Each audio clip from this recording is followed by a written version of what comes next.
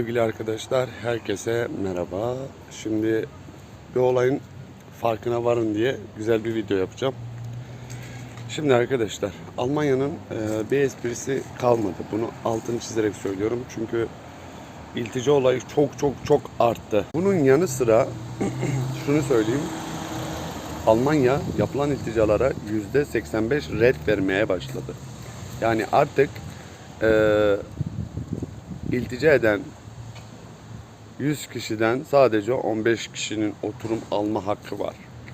Öyle. Yani resmi açıklamalar bunu gösteriyor. Şimdi ben size şöyle söyleyeyim.